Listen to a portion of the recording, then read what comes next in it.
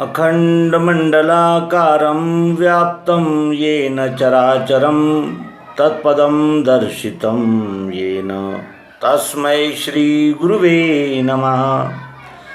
अज्ञानान्धस्य लोकस्य ज्ञानाञ्जनशलाकया चक्षुरुन्मीलितं येन तस्मै श्रीगुरुवे नमः।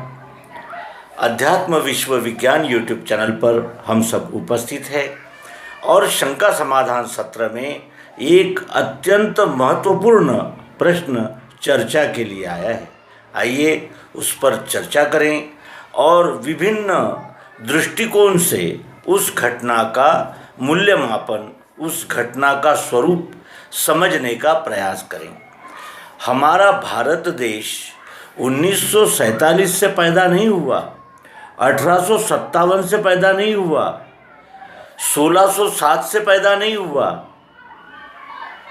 हमारा ये देश अत्यंत प्राचीन है, प्राचीन सभ्यता है। ये जब लोग ग्रह तारों का अभ्यास कर रहे थे उसके पहले 5000 वर्ष के पहले हमने नवग्रहों के विषय में, पृथ्वी और सूर्य के अंतर के विषय में जान लिया था। हमारे मनुष्यों ने उसे पुस्तकबद्ध करके रखा है और ये प्रमाण है जिसके लिए तर्क की आवश्यकता नहीं हो सकती। लेकिन हमें ये भावना निर्माण कर दी गई कि हमारा जितना भी है वो निकृष्ट है और सूट पैंट पहनने वालों का सत्य है। भले ही वो प्रयोग में सिद्ध न हो, लेकिन वो सत्य ही मानना चाहिए।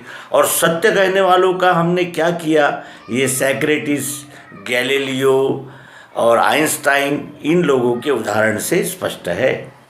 बड़े बड़े शिवालय इसका उदाहरण है।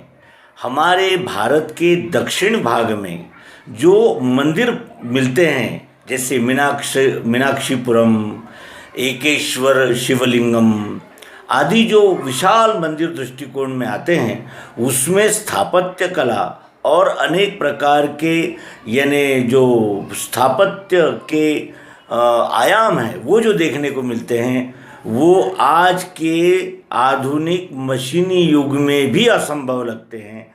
इतना ये हमारा स्थापत्य कला, चिकित्सा और ज्योतिष्य शास्त्र, भूगर्भ शास्त्र, खगोल शास्त्र, इसमें हमारा यानी एक स्थान था। और हम अपने आप को ही न जानते हुए अज्ञानवश अपने आप को ही हीन समझने लगे। ये हमारा दुर्भाग्य ही कहना चाहिए।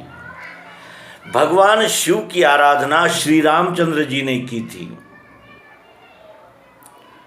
कितने युग हो गए और सतयुग की ये घटना है। कहने का आशय यह है कि शिव जी की पूजा, आराधना, उपासना जो भी कहें, वो हमारे यहाँ हजारों सालों से हो रही है। श्री रामचंद्र जी ने रामेश्वरम में शिव भगवान की पूजा की थी। वे उनके समकालीन थे। उन्होंने रावण को उपदेश किया, इसके भी उल्लेख मिलते हैं। और उस शिव जी के नाम पर एक लिंग और एक पिंड स्थापन कर दी जाती है और कहा जाता है ये शिव जी है।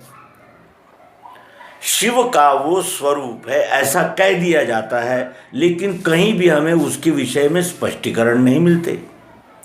और शिव जी के मंदिरों में, जैसे हम खजुराहो गए थे और वहाँ हमने जो स्थापत्य कला के नमूने देखे, जिसमें हमने मैथुन करने के कई प्रकार देखे, कई पद्धतियाँ उस पर उकेरी गई है, मूर्तियाँ बनाई गई है, और वो मूर्तियाँ इतनी जीवंत लगती है कि मनुष्य उसे छूकर एहसास करता है कि ये मूर्तियाँ हैं या जीवित व्यक्ति है।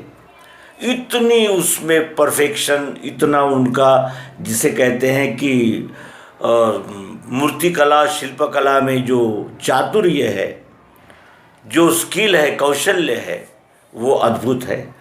और उसी कलाकृतियों में जो मैथुन की विभिन्न यानी जिसे कहते हैं कि पोजीशंस, जिसे हम ये कह सकते हैं कि सेक्स के आसनों के विषय में विस्तार से चित्रित किया गया है। इसका क्या आशय होना चाहिए? हम इतने निर्बुद्ध तो नहीं थे कि धरती को चपटी कहें और कुछ कहें।